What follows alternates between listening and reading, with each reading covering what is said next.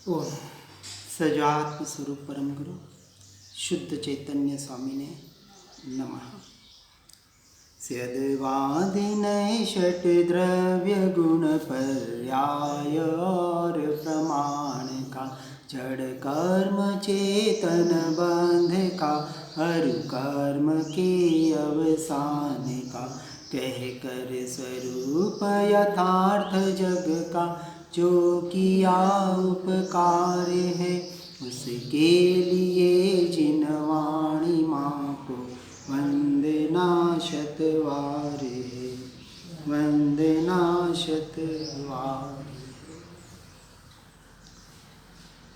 श्री प्रवचन सार जी के गेय तत्व को जानने का प्रयास कर रहे हैं।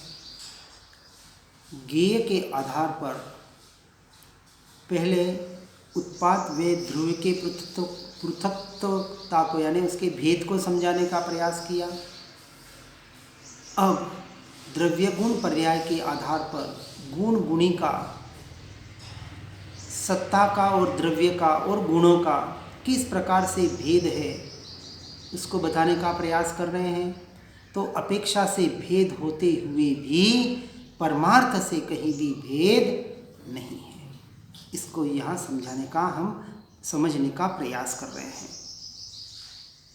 यानी जो एक इंद्रिय से जानने में आता है उसका अनुभव दूसरी इंद्रियां नहीं करती हैं, फिर भी सारी इंद्रियां उस शरीर का ही हिस्सा है, कोई अलग नहीं है। यानी उन इंद्रियों के अपने अपने सत्ता का, अपने अपने कार्य का भेद है, फिर भी शरीर की अपेक्षा से भेद नहीं है। इस अपेक्षा से गुणों का, पर्यायों का अपनी अपनी अपेक्षा से भेद होते हुए भी जो द्रव्य है वो कैसा है? अभेद है। सभी पर्यायों को पीकर बैठा हुआ इस अपेक्षा से कथन किया जाता है।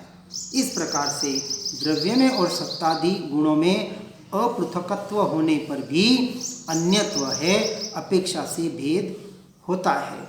क्योंकि द्रव्य के और गुण के प्रदेश अभिन्न होने पर भी द्रव्य में और गुण में संज्ञा, संख्या, लक्षण आदि भेद होने से कथनचित द्रव्य गुण रूप नहीं है और गुण वह द्रव्य रूप नहीं है। क्योंकि द्रव्य तो एक कहा जाता है और गुण अनंत कहे जाते हैं और पर्याय अनंतानंत कही जाती है। तो इस अपेक्षा से भेद है, लेकिन सब कुछ परिणमन कहाँ हो रहा है? एक ही द्रव्य में, उससे अपने में ही हो रहा है। इस अपेक्षा से वह अभेद है। अब अतद्भाव को उदाहरण द्वारा स्पष्ट रूप से गाथा 107 में बतलाते हैं। या आचार्य देव कह रहे हैं कि सतद्रव्य, सतगुण और सतपर्याय, इस प्रकार सत्ता गुण का विस्तार है। उनमें परस्पर जो उसका अभाव अर्थात उस रूप होने का अभाव है वह तद अभाव अर्थात अतद्भाव है। यानी द्रव्य, गुण और पर्याय, तो द्रव्य अपने से अपने में सत है, गुण अपने से अपने में सत है और पर्याय भी हर समय होते हुए भी हर समय उसका वो सत है। अब टीका में कहते हैं, जैसे एक मोतियों की माला हार के रूप में, सूत्र यानी धागा के रूप में और मोती के रूप में तीन प्रकार से विस्तारित की जाती है, उसी प्रकार एक द्रव्य, द्रव्य के रूप में, गुण के रूप में और पर्याय के रूप में तीन प्रकार से विस्तारित किया जाता है। माला कहते ही तीनों का समूह, उसमें धागा कोई अलग नहीं है, मोती कोई अलग नहीं है और माला कोई अलग नहीं है। तो तीनों का जैसे उसमें समावेश होता है, उसी तरह यहाँ द्रव्य, गुण और पर्याय को हमें समझना है कि जैसे एक मोतियों की माला का शुक्लत्व गुण, शुक्ल हार और शुक्ल धागा, क्या बताया? शुक्लत्व उसका गुण है, हार भी शुक्ल यानी सफ़ेद है। जैसे सफ़ेद माला अपन बहुत बार जैसे लोग स्फटिक की वगैरह गिनते हैं, और वह धागा भी कैसा है? शुक्ल है। मोती भी कैसा है? शुक्ल है, सफ़ेद है। ऐसे तीन प्रकार से विस्तारित किया जाता है। तो कैसे कहा? वह माला कैसी है? शुक्ल है, सफ़ेद है, पूरी की पूरी सफ़ेद माला है। उसी प्रकार एक द्रव्य का सत्ता गुण वो सतद्रव्य, सतगुण और सतपर्याय, ऐसे 3 प्रकार से विस्तारित किया जाता है। और जिस प्रकार एक मोतियों की माला में जो शुक्लत्व गुण है वह हार नहीं है, धागा नहीं है या मोती भी नहीं है। शुभ्रता, ये जो सफ़ेदी है वो सफ़ेदी माला से भिन्न है। सफ़ेद माला तो माला भिन्न है और सफ़ेदी जैसे भिन्न है सब कुछ एक। या मोती नहीं है या हार नहीं है, धागा या मोती है, वह शुक्लत्व गुण नहीं है। इस प्रकार एक दूसरे में जो उनका अभाव है, उस प्रकार जो तद्रूप होने का अभाव है, यानी माला शुक्लत्व कहा गई फिर भी वह मोती और शुक्लत्व या सफ़ेदी वो मोती, सफ़ेदी और वह धागा दोनों भिन्न है। ठीक है, इस प्रकार से यहाँ समझाने का प्रयास कर रहे हैं। इसी प्रकार एक द्रव्य में जो सत्ता गुण है वह द्रव्य नहीं है और अन्य गुण नहीं है या पर्याय नहीं है, यानी सत्ता अपने सत्ता के अतिरिक्त और कुछ नहीं है। इस प्रकार और जो द्रव्य अन्य गुण या पर्याय है वह सत्ता गुण नहीं है। इस प्रकार एक दूसरे में जो उनका अभाव अर्थात तदरूप होने का जो अभाव है वह तद्भाव अतद्भाव है। इस अन्यत्व और जो अन्यत्व का कारण है, इस अपेक्षा से एक दूसरे से वह कथनचित भिन्न कहे जाते हैं। और एक आत्मा के अस्तित्व गुण को सत आत्मद्रव्यम, सत ज्ञानादि गुण और सत सिद्धत्वादि पर्याय ऐसे 3 प्रकार से विस्तारित किया जाता है। इसी प्रकार सभी द्रव्यों के संबंध में समझना चाहिए। और एक आत्मा का जो अस्तित्व गुण है वह आत्मद्रव्य नहीं है, सत्ता गुण के बिना ज्ञानादि गुण नहीं है या सिद्धत्वादि पर्याय नहीं है। जो यानी द्रव्य गुण और पर्याय अपेक्षा से भेद है, परंतु भेद होते हुए भी जब दृष्टि का विषय होता है वो अभेद तत्व होता है। यहाँ अभी भेद बताने का प्रयास किया जा रहा है। तो इस प्रकार से जो आत्मद्रव्य है यानी अस्तित्व के सिवाय ज्ञानादि गुण है या सिद्धत्वादि जो पर्याय है वह अस्तित्व गुण नहीं है। इस प्रकार उनमें परस्पर अतद्भाव है जिनके कारण उनमें अन्यत्व है। इस प्रकार सभी द्रव्यों के संबंध में समझना चाहिए, यानी भेद होते हुए भी जो अभेद है। यानी दर्शन ज्ञान चारित्र कोई गुण अपेक्षा से देखें तो भिन्न भिन्न है, क्योंकि एक गुण दूसरे गुण का कारण नहीं कर सकता। अब एक ज्ञान गुण की जो पर्याय है जानना जानना जानना जानना जो निरंतर बह रहा है, अब जानना जानना तो बदल सकता है क्योंकि हर समय उत्पाद व्यय हो रहा है, लेकिन इस बदलने के काल में भी यदि जब हम उस पर्याय से हटकर गुणों में और गुणों से हटकर जब द्रव्य की तरफ दृष्टि करते हैं तब जो दृष्टि का विषय है, जो अनुभूति का विषय है, वो परिपूर्ण अखंड अभेद एक द्रव्य लाने का हमें पुरुषार्थ करना है। तो उस अभेद को समझकर फिर अभेद से भेद को समझकर उस भेद से दृष्टि को हटाकर अभेद में आने का पुरुषार्थ करना है। यानी जब यही मैं ऐसा जब कहा जाता है, वो मैं में ये भेद क्यों बता रहे हैं कि उसमें वो सारा सब कुछ समा गया है, कोई अलग अलग नहीं है। वो अनुभूति का जो विषय है वह एक परिपूर्ण द्रव्य होना चाहिए, वहाँ कोई भी भेद, किसी भी प्रकार का विचार, किसी भी प्रकार का विकल्प खड़ा नहीं होना चाहिए। वो प्रमाण का विषय। जैसे बहुत कहते हैं ना, हमें जब अनुभव बहुत आनंद आया, बहुत शांति आई, अब ये आनंद और शांति द्रव्य से भिन्न है। अब इस अपेक्षा से देखेंगे तो अपेक्षा से, क्योंकि यदि दृष्टि आनंद पर गई या शांति पर गई कि शांति आ रही है, बहुत आनंद आ रहा है, तो दृष्टि कहाँ गई? गुण पर गई। तो गुण पर गई तो गुणी से दृष्टि हट गई। इसलिए कहा कि जब आनंद आए, शांति आए और बाहर कुछ भी अनुभूतियाँ हो, उस अनुभूतियों में अटकना नहीं है। तो दृष्टि का विषय वो परिपूर्ण अखंड अभेद चैतन्य तत्व, वो भगवान आत्मा, ज्ञायक भाव, परम पारिणामिक भाव ये शब्द, लेकिन जो भाव जो ग्रहण करने हैं वो एक घनपिंड, जैसे कहा ना, अब वहाँ शरीर आकार, असंख्य प्रदेश, अनंत गुण, वो वहाँ कुछ भी नहीं है, वो उसमें समाविष्ट हो गए उस मैं में। ये मैं शब्द भी निकल गया अनुभूति में, तो वहाँ अपना होनापना, अस्तित्व का वहाँ स्वीकार करना है। इस प्रकार से भेद और अभेद की बात को समझकर अपने तो अभेद में ही आना है। इस प्रकार से सर्वथा वह अतद्भाव का लक्षण है, इसका निषेध करते हैं। पहले अतद्भाव बताया, अब सर्वथा अतद्भाव है उसका यहाँ आगे निषेध किया। गाथा 108 में कि स्वरूप अपेक्षा से जो द्रव्य है वह गुण नहीं है और जो गुण है वह द्रव्य नहीं है, यह अतद्भाव है। सर्वथा अभाव वह अतद्भाव नहीं है, ऐसा जिनेन्द्र देव द्वारा दर्शाया गया है। अब उसको थोड़ा स्पष्ट करने का यहाँ आचार्य देव प्रयास करते हैं। एक द्रव्य में जो द्रव्य है वह गुण नहीं है और जो गुण है वह द्रव्य नहीं है।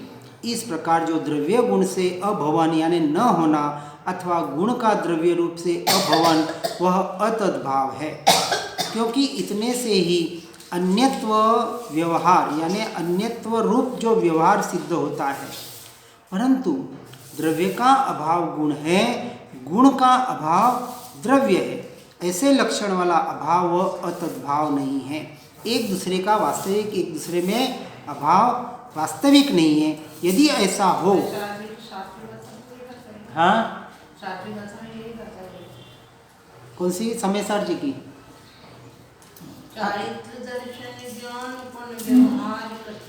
हाँ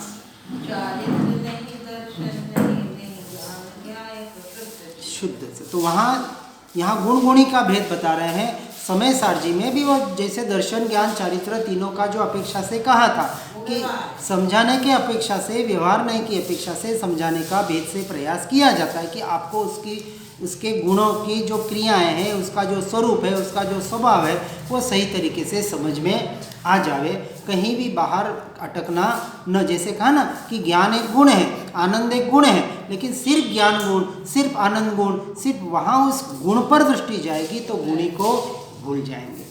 इसलिए कहा कि भेद होते हुए भी दृष्टि का विषय भेद नहीं है, अभेदी है, अनुभूति का विषय।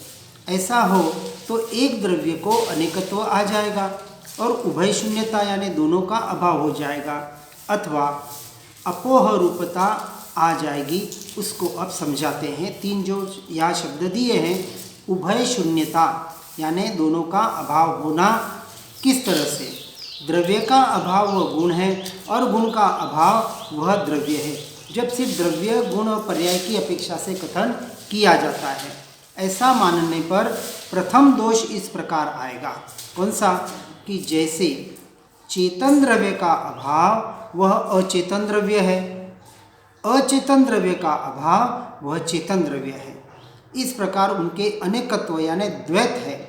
उसी प्रकार द्रव्य का अभाव वह गुण और गुण का अभाव वह द्रव्य, इस प्रकार एक द्रव्य के भी अनेकत्व आ जाएगा, ये दोष आ जाएगा। यदि संपूर्णतः भिन्न माने तो हाँ, तो फिर वो गड़बड़ हो जाएगी। चेतन और अचेतन जैसे भिन्न है उस तरह से द्रव्य गुण भिन्न पर्याय नहीं है, अर्थात द्रव्य के एक होने पर भी उसके अनेकत्व का प्रसंग आ जाएगा। तो द्रव्य इन तीनों के समूह का नाम द्रव्य है। तो जो अनंत एक गुण ज्ञान गुण कहते ही उसमें अनंत गुण का समावेश हमें समझना है, एक गुण को कहीं अलग से नहीं समझना है। अथवा उभय शून्यत्व रूप दूसरा दोष इस प्रकार आता है, तो बताते हैं। जैसे सुवर्ण का अभाव होने पर सुवर्णत्व का अभाव हो जाता है और सुवर्णत्व का अभाव होने पर सुवर्ण का अभाव हो जाता है, इस प्रकार उभय शून्यत्व दोनों का अभाव हो जाता है। उसी प्रकार द्रव्य का अभाव होने पर गुण का अभाव हो जाएगा और गुण का अभाव होने पर द्रव्य का अभाव हो जाएगा। यदि उनको संपूर्ण भेद माने तो एक के अभाव से दूसरे का भी अभाव मानना पड़ेगा। इस प्रकार उभय शून्यता हो जाएगी, अर्थात द्रव्य तथा गुण दोनों के अभाव का प्रसंग आ जाएगा, ये दोष आ जाएगा यदि दोनों को संपूर्णतः भिन्न माने तो। अथवा तीसरी बात बता रहे हैं, उपोह रूपता नामक तीसरा दोष इस प्रकार आता है कि जैसे पटाभाव मात्र ही घट है और घटाभाव मात्र ही पट है, घट पट आदि बोलते हैं ना, अर्थात वस्त्र के केवल अभाव जितना ही घट है और घट के केवल अभाव जितना ही वस्त्र है, इस प्रकार दोनों के अपोह रूपता है। अब अपोह रूपता किसको कहा है यहाँ थोड़ा समझाते हैं कि सर्वथा नकारात्मकता अथवा सर्वथा भिन्नता है। द्रव्य और गुण में एक दूसरे का केवल नकार ही हो तो द्रव्य गुण वाला है, यह गुण इस द्रव्य का है इत्यादि कथन से सूचित किसी प्रकार का संबंध ही द्रव्य और गुण का नहीं बनेगा। अब जैसे आत्मा अनंत गुण कहाँ, उसमें ज्ञान दर्शन चारित्रादि आत्मा के गुण हैं, स्पर्श वर्ण रस गंध इत्यादि पुद्गल के गुण धर्म है। यदि गुण और गुणी का भेद संपूर्णतः मानेंगे तो ये गुणों के द्वारा गुणी की पहचान हम नहीं कर पाएंगे। वो गुणी की पहचान करने के अपेक्षा से गुणों का भेद बताकर उनकी पर्यायों का भेद बताकर अंत में समझाना क्या है कि सबको फिर अब दृष्टि से निकालकर दृष्टि को अभेद उस द्रव्य पर अखंड तत्व पर ही हमें दृष्टि करनी है। तो यही मैं बस सब कुछ समझ के करना क्या है, हम जीव पर द्रव्य प्रभावों से हट नहीं पा रहा है, इसलिए पर को भेद करके उसको समझाने का प्रयास कर रहे हैं। इसलिए द्रव्य और गुण का एकत्व, अशून्यत्व और अनपोहत्व यानी अपोह रूपता का होना यानी केवल नकारात्मकता का न होना, ऐसे चाहने वाले को यथोक्त ही यानी जैसा कहा वैसा ही अतद्भाव मानना चाहिए। जैसा यहाँ बताने का प्रयास कर रहे हैं, अपेक्षा से समझना है, अपेक्षा से कथनचित भिन्न और कथनचित अभिन्न कहा जाता है। अस्तित्व नास्तित्व 7 प्रकार के सप्तभंगी के आधार पर समझाने का प्रयास करते हैं। अब सप्तभंगी समझकर उसमें अटकना नहीं है। अब जो कहें कि हम ये आप क्या बोल रहे हैं कुछ बहुत समझ में नहीं आ रहा है, तो उनके लिए सीधा उपाय एक ही है। क्या है कि पर को पर मानना शुरू करो, पर से छूट जाओ और स्व को स्व मानना शुरू करो और स्व में एकत्व करने का पुरुषार्थ करो। काम इतना ही करना है।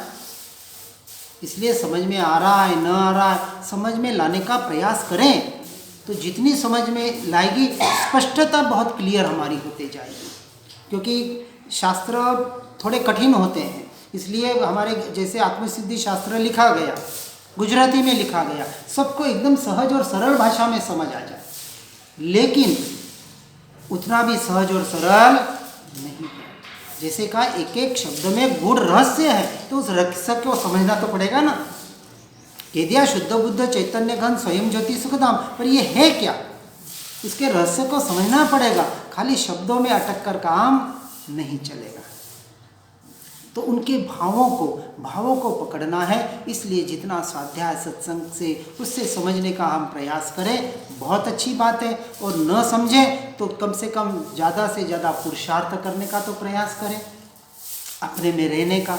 जो आपको भेद विज्ञान के द्वारा बताया जा रहा है कि आप और समझ में आ रहा है नहीं आ रहा है, ये आगे की बात है कि देखो इसमें क्षम अलग होता है, क्योंकि ये ज्ञानावरणीय कर्म के अनुसार होता है। यहाँ कर्म काम कर रहा है कि किसी को समझ में बहुत अच्छा आ रहा है, किसी को नहीं आ रहा है। लेकिन कर्म जब कहा ये क्षम से मैं भिन्न हूँ, इस कर्म से मैं न्यारा हूँ, इस सबसे जब उसने अपना स्वीकार कर लिया कि मैं हूँ ना, मैं अपने से अपने में हूँ, ये पर से अपने में नहीं। अब ये मुझे समझ में आए या न आए, लेकिन मैं तो मुझ में हूँ, स्वीकार कर लिया। पर में मैं नहीं हूँ, दोनों साथ में स्वीकार होगा। अपने में हूँ और पर से मैं नहीं हूँ, और पर से मैं नहीं हूँ तो फिर पर में मैं रहूँगा नहीं रहूँगा। और रहूँगा तो कैसे रहूँगा? अलिप्त रहकर, कमल की तरह। ऐसा रह सकते हैं तो रह सकते हैं, और अलिप्त बनकर जब तक रह नहीं सकते तब तक अलिप्त रहने का अभ्यास निवृत्ति क्षेत्र में जाके करना पड़ेगा। इसलिए ऐसे क्षेत्रों का विशेष उपयोग बताया जाता है। इसलिए द्रव्य और गुण का एकत्व, अशून्यत्व, यह जो सत्ता और द्रव्य का जो गुण और गुणीपना है उसको यहाँ सिद्ध करने का प्रयास करते हैं।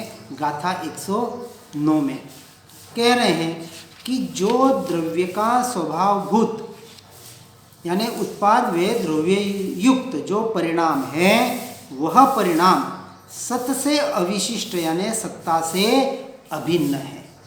अब वापस सत और सत्ता को अभिन्न बताया।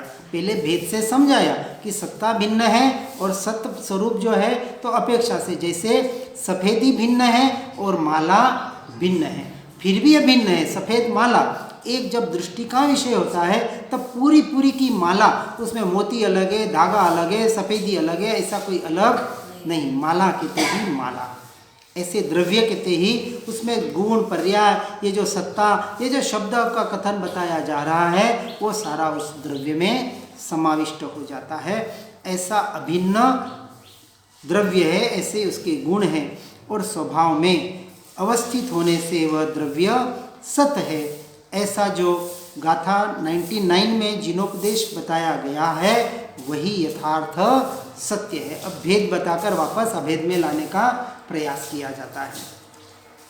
अब यहाँ कह रहे हैं टीका में कि द्रव्य के स्वरूप का वृत्तिभूत ऐसा जो अस्तित्व द्रव्य प्रधान कथन के द्वारा सत शब्द से कहा जाता है, उससे अविशिष्ट उस अस्तित्व से अन्यत्व गुणभूत ही द्रव्य स्वभावभूत परिणाम है। क्योंकि द्रव्य की वृत्ति यानी उसका जो अस्तित्व, उसका जो वर्तना है, उसका जो टिकनेपना है, किसका, द्रव्य का, कि गुण पर्याय रूप होते हुए भी जो ध्रुव है, हर समय पर्याय बदल रही है फिर भी जो कभी नहीं बदला, ऐसा जो अपरिणामी उसका अस्तित्व है, उसको 3 प्रकार के समय को यानी भूत, भविष्य और वर्तमान काल को स्पर्शित करती होने से वह वृत्ति अस्तित्व प्रतिक्षण उस स्वभाव रूप परिणमित होती है। इस प्रकार प्रथम तो द्रव्य का स्वभावभूत परिणाम है और वह उत्पाद व द्रव्यात्मक परिणाम अस्तित्वभूत ऐसी द्रव्य की वृत्ति स्वरूप होने से सत से अविशिष्ट द्रव्य विधायक यानी द्रव्य का रचयिता गुण ही है। इस प्रकार सत्ता और द्रव्य का गुण गुणीपना सिद्ध होता है। यानी भेद से अभेद की ओर लाने का वापस प्रयास किया जा रहा है। हमें दृष्टि का विषय निरंतर उस अभेद तत्व को, अपने स्वरूप को और स्वभाव को बनाने का प्रयास और पुरुषार्थ करना है कि पर द्रव्य पर भाव रूप ये जो जानपना हो रहा है, ये जानपना मुझसे पर द्रव्य और पर भावों का नहीं हो रहा है। ऐसा जो भाषित हो रहा था उसी काल में पर द्रव्य पर भाव जानने में आता है, उसी क्षण वास्तविक में तो अब अभेद की ओर आना है। मैं तो अपने उस सत स्वरूप, सत्ता स्वरूप, अपने अभेद स्वरूप, ऐसा अभेद अखंड त्रिकाली ध्रुव सत्ता का ही अनुभव कर रहा हूँ। तो अनुभूति का विषय वह एक परिपूर्ण घनपिंड चैतन्य स्वभावी भगवान आत्मा ही बनाने का पुरुषार्थ करे। इसी भावना के साथ ओम नमः सिद्धम। जिन वाणी के ज्ञान से हो सम्यक श्रद्धान, हो चारित्र महान पाऊं पद निर्वाण। वाणी के ज्ञान से सूझे लोकालो, सो वाणी मस्तक नमु सदा देत हूँ भो।